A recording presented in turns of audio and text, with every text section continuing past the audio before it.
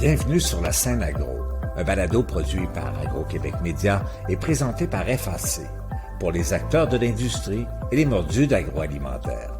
Nous partageons l'actualité, des entrevues exclusives, des dossiers, portraits d'entreprises et plusieurs sujets liés à ce secteur représentant un véritable moteur pour l'économie du Québec. Bonne écoute.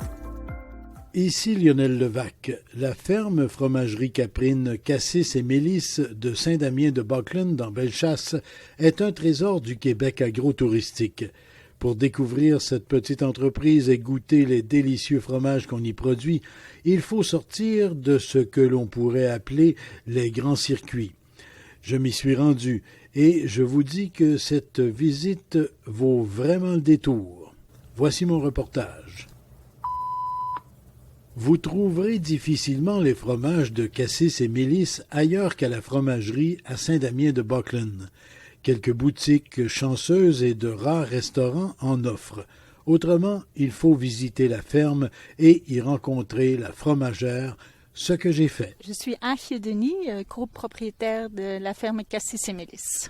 C'est en 2004 qu'on a vraiment eu tous les permis nécessaires pour ouvrir notre fromagerie ici à la ferme. Donc, on a débuté le tout en 2002, mais officiellement, on a commencé à fabriquer, à vendre nos fromages en 2004.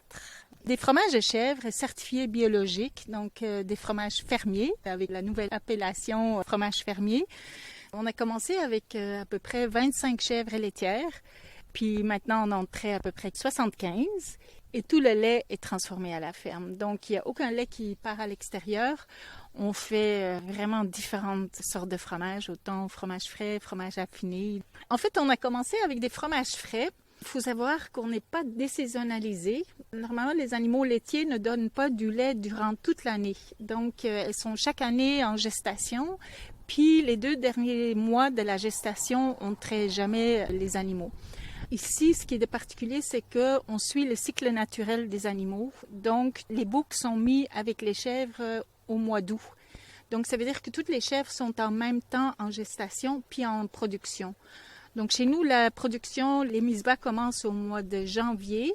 Donc, ça veut dire qu'on a du lait de janvier au mois d'octobre. Et novembre et décembre, on prend une pause. Donc, le temps que les chèvres sont de nouveau en gestation, nous, on prend aussi notre petite pause annuelle. Donc, on a commencé à faire des fromages frais. Et là, on avait un petit problème parce que c'est bien beau de faire du fromage frais, mais la demande est la plus élevée l'été. Mais notre pic de lactation est plutôt au mois de mars-avril.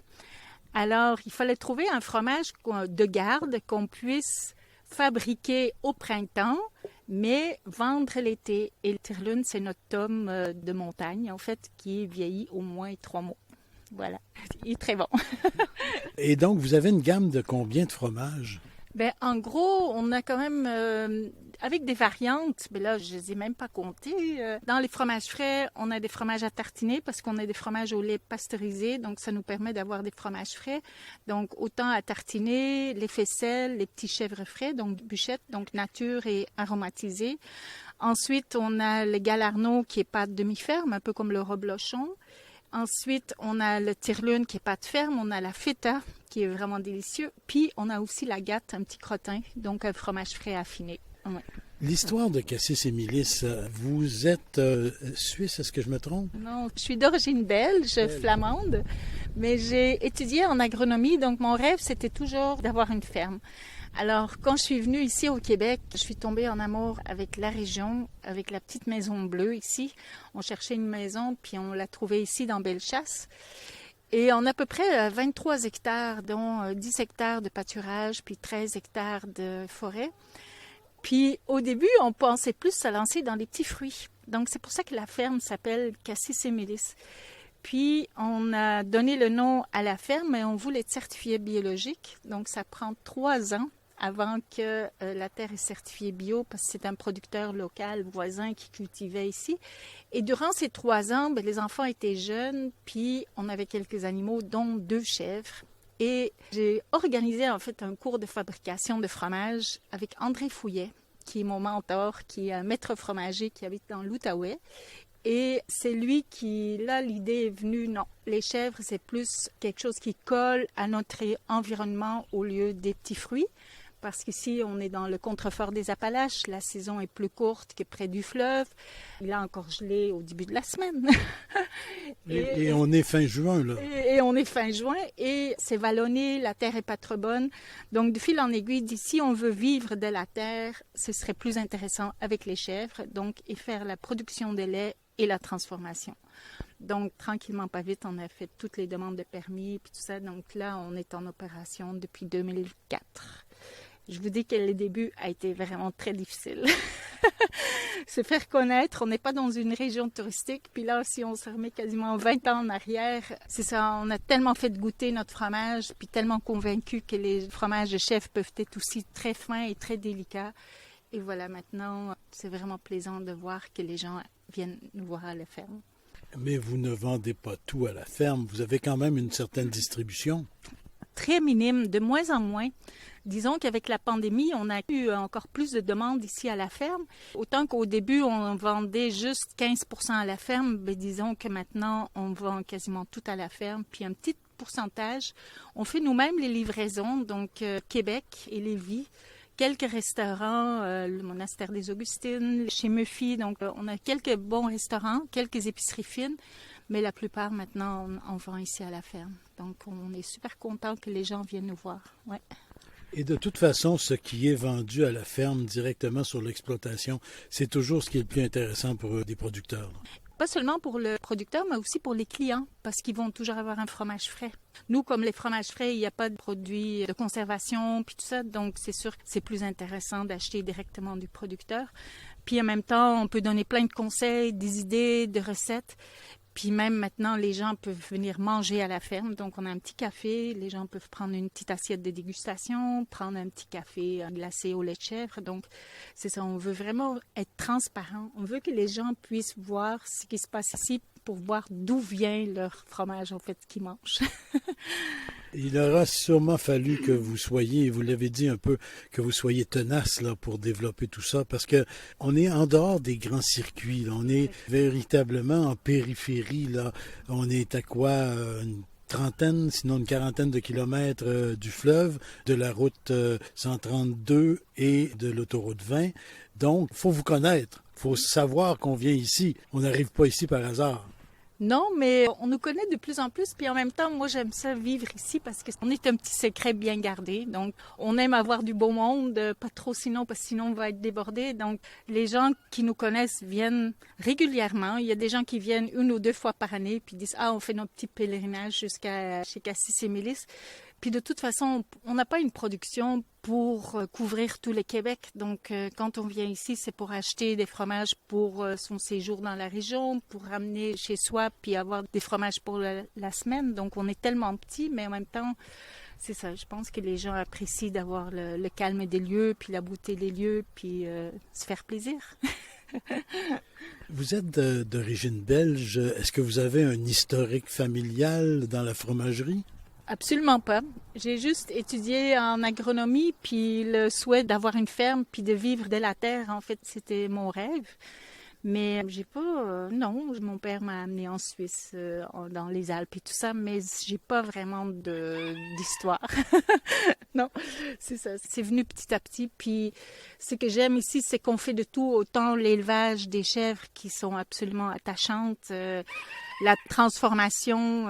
de la fabrication d'un produit à partir du lait jusqu'à la fin, là, c'est ça qui est passionnant, en fait. Puis je trouve que c'est ça qui est le défi, mais c'est ça qui est le plus chouette. Puis faire tout ce qu'on voit autour, donc autant le marketing, la mise en marché, c'est bien beau de dire produire, mais il faut aussi le vendre. Donc, c'est plein de petits défis, mais c'est ça que j'aime parce que c'est très varié.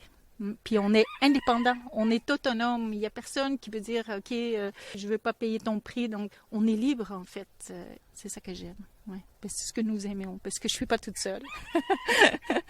Et, vous avez les chèvres, mais vous avez aussi des poules et quelques coqs, je pense. Oui, un coq et quelques poules.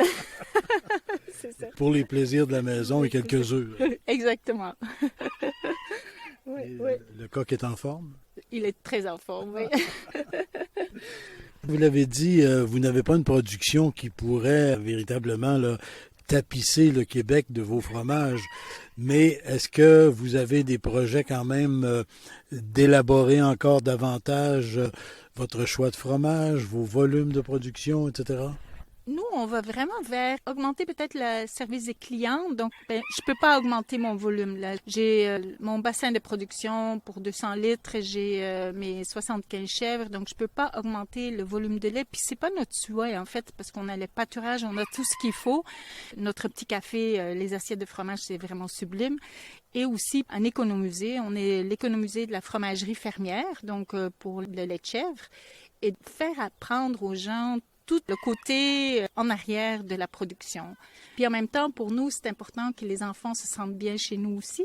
Et on va avoir un sac à dos évasion. Je ne sais pas si tu connais, mais c'est comme un jeu de pistes qui se fait sur la ferme avec des énigmes où les enfants vont apprendre aussi tous les rouages de l'élevage des chèvres et la fabrication de fromage. Donc, ça va être très excitant de pouvoir accueillir les familles puis qu'ils puissent se promener à la ferme et découvrir en fait nos métiers en fait qui sont producteurs de fourrage, éleveurs de chèvres, transformateurs de donc fromagères, puis aussi affineuse, ça se dit-tu? Ben oui, Moi, je suis affineuse, fromagère affineuse. Mais c'est ça, donc vraiment essayer de montrer toutes ces facettes-là de notre métier, notre savoir-faire en fait. Et donc là, on est ravis de pouvoir terminer tout ce boulot-là pour les économiser. Donc, à partir de votre production qui va rester assez stable, oui, vous développez un volet pédagogique, un petit volet restauration, etc. Tout ça gravitant autour des activités que vous avez déjà sur la ferme. Oui, c'est ça. Puis même au printemps, j'ai donné des petites formations de fabrication de fromage. C'était super intéressant parce que, oui, il y a des cours qui se donnent de fabrication, mais moi, je voulais aussi donner l'historique, d'où ça vient. Puis, c'est vraiment intéressant parce que je l'ignorais moi-même. En fait, le fromage, on en fait partout dans le monde. C'est pas juste en Europe qu'on fait du fromage, mais on en fait en Asie, en Afrique. Et quand on parle de la fabrication de fromage, qui est en fait une sorte de fermentation du lait, ben là, je trouve qu'on découvre tout ce monde qui est tout à fait intriguant. Et quand je donne ma petite formation, ben les gens, c'est une introduction à la fabrication de fromage, puis les gens moulent leur faisselle et j'ai eu que des bons commentaires. Donc, on va reprendre ça plus à l'automne, démystifier un peu la fabrication de fromage. Madame Denis, vous avez déjà de quoi satisfaire la productrice en vous, l'artisane en vous. Voyez-vous autre chose que vous pourriez ou que vous souhaiteriez faire ici sur l'entreprise? Bonne question. C'est sûr qu'on commence à prendre un peu de l'âge, donc on ne sait pas ce qui va être le futur de la ferme ici. Parfois, on y pense, mais on est quand même prête à continuer notre travail. Moi, je pense qu'on a rendu la ferme là où elle doit être. Ça a été super dur au début, mais là, elle ressemble maintenant à ce que j'avais vu dans mes rêves. Donc, voilà. Et là, maintenant, elle peut juste grandir. Puis la suite, on verra bien, quoi. Chaque saison a ses défis, puis j'ai juste envie de peut-être profiter un peu plus, puis travailler un peu moins, donc être bien entourée. Puis cette année, je suis bien entourée. J'ai des employés formidables, donc... Et tranquillement, cette entreprise continue son petit chemin, quoi. On verra bien. Est-ce que vous avez de la relève éventuelle sur la ferme? Bien, pour l'instant, avec les enfants, il y en a 5, non. Mais encore là, je ne sais pas. J'y pense pas trop parce qu'on verra bien. Tout à coup, ça se peut qu'on n'a pas encore pensé aux démarches ou quoi que ce soit, mais c'est sûr que ça me ferait de la peine si Cassis et Mélis dans 5 ans n'existeraient plus, mais on verra bien. Là. Maintenant, on continue à faire du bon fromage, à faire profiter les gens des lieux, puis que les gens goûtent des fromages fermiers, puis tout ça, donc on verra bien. Je suis assez vague. Là, mais l'avenir le dira. C'est ça, l'avenir nous le dira, donc voilà.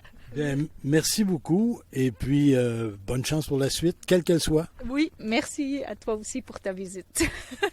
Ici Lionel Levac. Quelques plaisirs d'été de plus que de visiter Cassis et Mélis, rencontrer la fromagère et goûter ses produits. Et si on a un peu de temps devant soi, La ferme et la nature environnante sont tellement agréables. Au revoir. Vous avez aimé ce contenu? Suivez la scène agro pour rester à l'affût de l'actualité agroalimentaire. Merci et à bientôt.